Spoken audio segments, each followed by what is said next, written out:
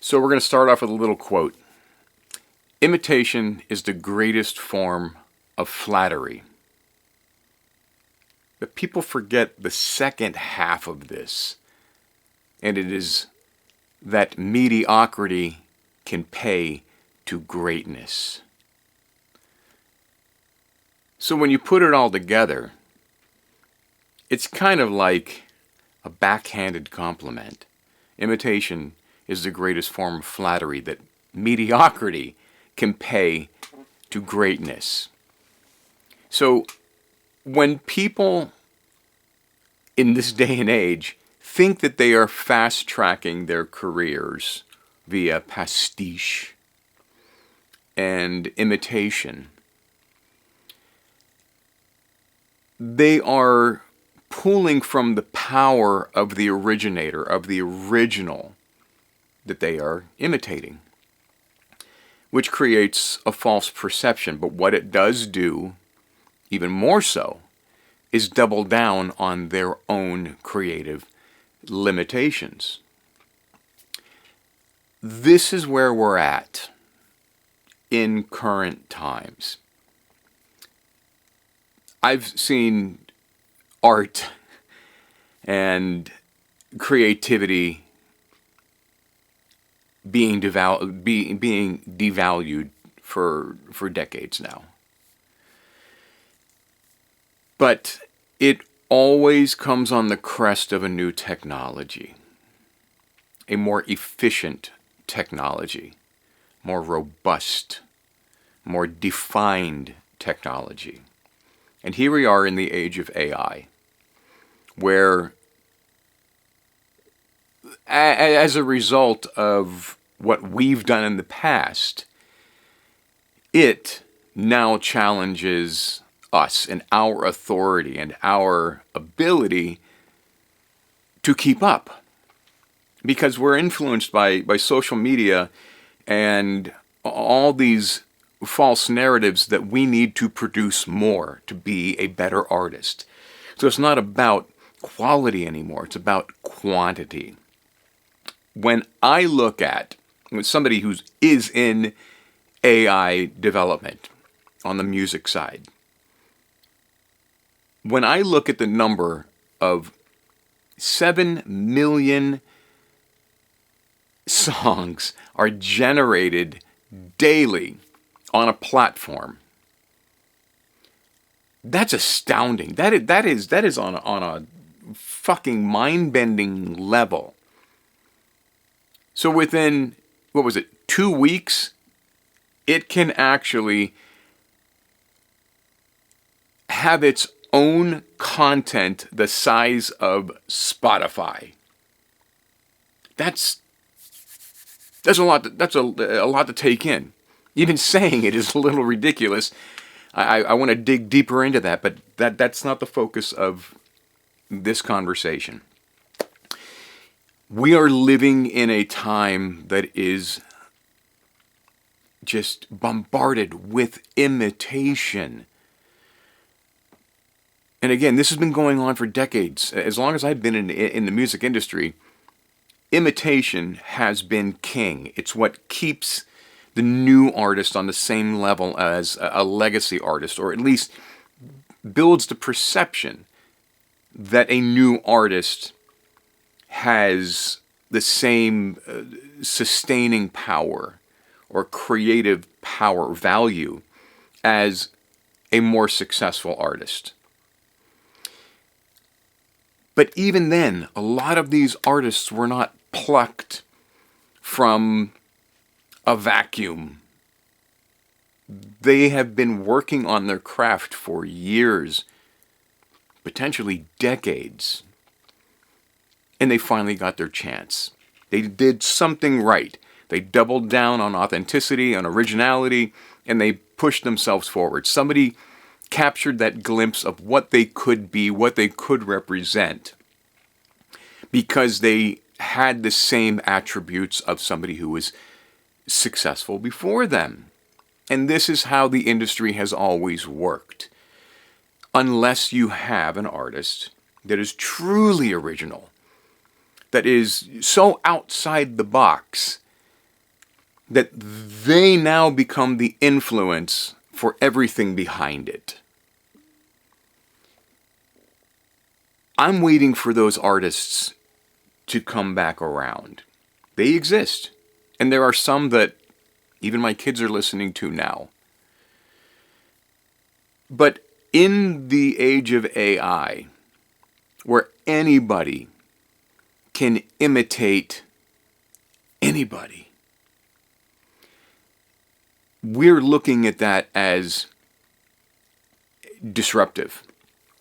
We are looking at that as a defining moment in creativity, which most people are touting is going to replicate and replace the human artist. This could not be further from the truth. If you're a creator, you create because you have to. You're not doing it to be validated. When I teach artists, which I've been doing for 3 decades now, when I talk to them about self-discovery and defining who they are and developing their persona, what their voice is, what they represent, who they represent, I make it very clear that in this day and age where everything is built around some narcissistic venture of self-promotion, when you turn on that camera to capture what you're doing with the point of pushing it out there in hopes of creating views and a fan base and followers and likes, you have immediately separated yourself from your authenticity. You have immediately cut yourself off from your truth. You cannot turn on that camera and be 100% authentic. And I'll tell you why. Because you now have a concern. Is what I'm doing being captured with its truest intention? Am I able to perform in my truth? Am I in the right lighting? How's my hair? Am I wearing the right shirt? Is this really capturing something that's going to be viral? Is something going to capture the attention of the algorithm and keep me in the post for longer than 30 minutes in the stream?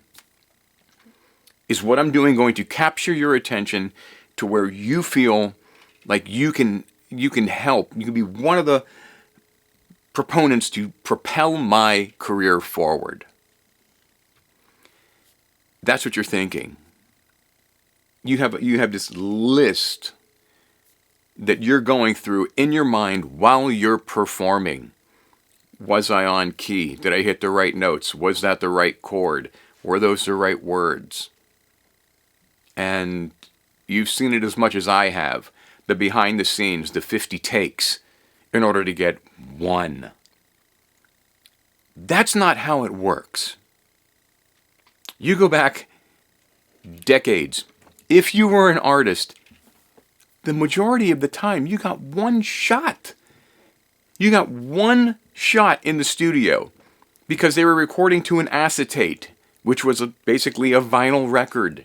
That was the master.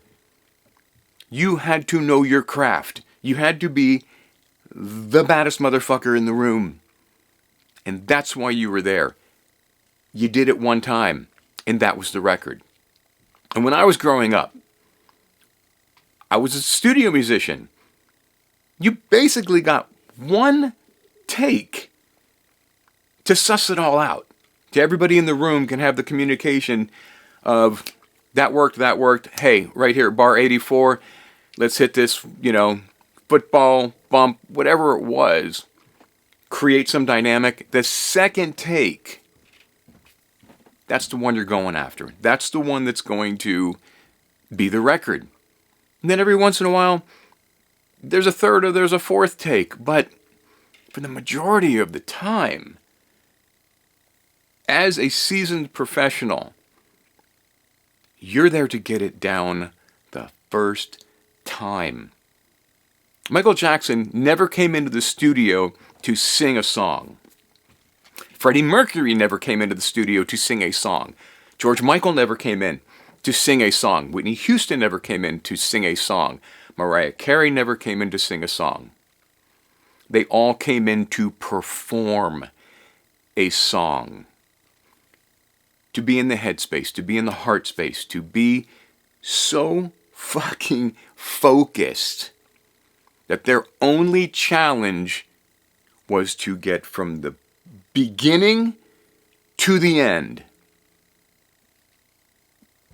as confidently as they possibly could, to where they could listen back to it and go, that was it. Provided a punch here, a punch there, maybe a double here, but for the most part, it was all about nailing it. This takes years. This takes dedication. This takes patience on a whole other level. This takes bravery. To be an artist is all about bravery. Having the chutzpah, having the balls, having the tenacity to put yourself out there. It's not easy. Even me doing this is so far off the reservation for me. This is not what I do on a daily basis. But I'm doing it now because I feel I actually have something to say. And when you look at the death of originality because of technology, where people can imitate, where people can, fall into the creative pastiche and just steal and pluck and borrow from those that have been before them to present their music or their art with the same power that the originality from the original artist possesses. That's a whole other thing. That's a whole other world, because nobody is taking the time to develop something that is theirs. They're not taking the time to discover who they are, what they represent, and who they represent, even more importantly. So, AI is falsifying the creative process on so many levels. And especially when it comes to originality. It's not delivering anything that is original. As you can watch my other videos and I go deeper into that. But I feel it's important to understand that we are living in the grandest time of imitation and devaluing the authenticity and power of the originators. And this is where ethics come in, and this is where the whole, AI stealing music, and again, that's a whole other video. And there's other people that are doing those videos. I don't want to do those videos because they have the wrong information in the first place. But I'm more on the creative side. I'm more on your side to continue to propel, to produce, to continue being a badass creative. Doubling down on what your intentions are, what your intuition is as a creative. It's time to move that forward. Even if it's 5 minutes a day. Do something that is genuinely yours. Something that is so significant on a level that you may even be challenged on its originality. You might have to dissect it and pull it apart and go, How much of this is me? How much is it influence? But at some point it doesn't matter, because that is who you are. That's who you've become. People don't care about the influences. People that are promoting and marketing, yeah, and reviewing, they need the influences because that pulls people into their world to read the reviews, to listen to the podcasts, to have a reason to like the interview and like the artist because they represent XXXXX. Well, if they represent all these other people, then I might actually like this artist. But this is not you imitating those artists on purpose. You are not mimicking in order to propel or substantiate your mediocrity and your creative limitations. You're pulling from references because they inspire you and you love them and they do something. They mangle within your entire body. They fuck with your head, your heart. That's what music does to me. That's what true artistry does to me. So that's where I'm standing on all this. I'm gonna continue making these videos because even for me they're important. Even just to document where we are in this fucking crazy time of the world. Not just creativity, of the world. But times like these are what challenge artists. And out of times like these, some of the best art is born. Some of the best artists are born out of these challenges, out of darkness, out of weight, out of pain, out of discomfort, uncertainty, insecurity. This is what defines great art. Not fucking convenience and comfort. So, I had to get that out. We're on we're reaching the pinnacle of imitation. And everything is derivative. Everything is imitation. And it's driven by the industry. Because that's what works. And the industry is all about money. If that's your purpose as an artist, then this isn't going to communicate to you. This isn't going to move you forward. You're not going to give a fuck about what I'm saying. Because I'm a true artist. This is all I've done all my life. And I continue to be successful and create opportunities for myself. And still building on my values, on my talents, on my abilities. And I'm constantly learning.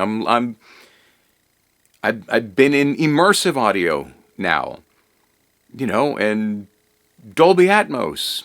Moving through that whole movement, in 21 different industries.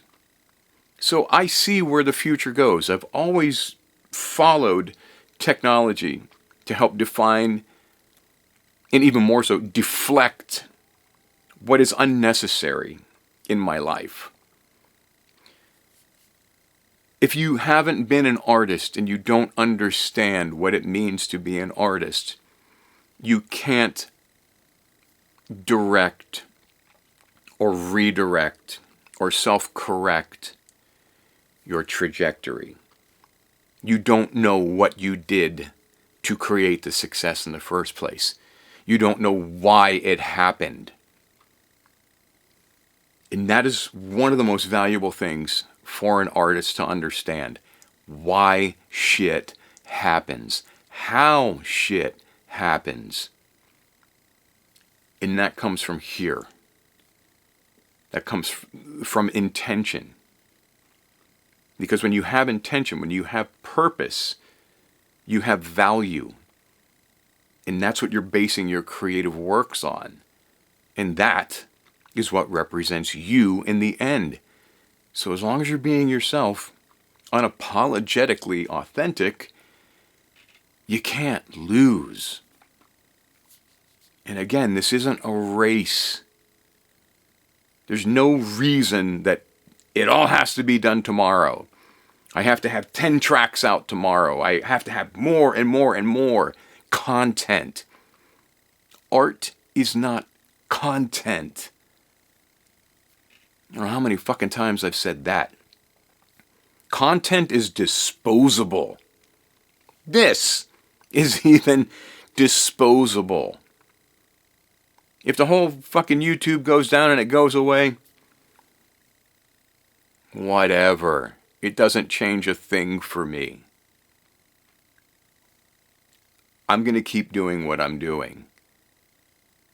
And I'm going to do it to the best of my ability. But this is what I'm saying.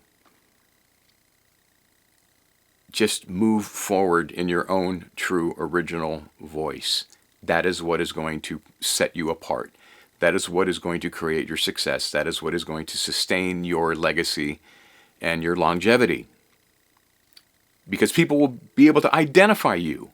If you can't be identified, then what fucking sense does any of it make?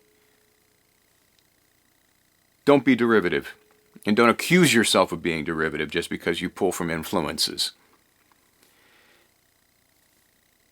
That's it. It was a lot. I feel better. So I'll see you in the next insane ramblings of DEJ.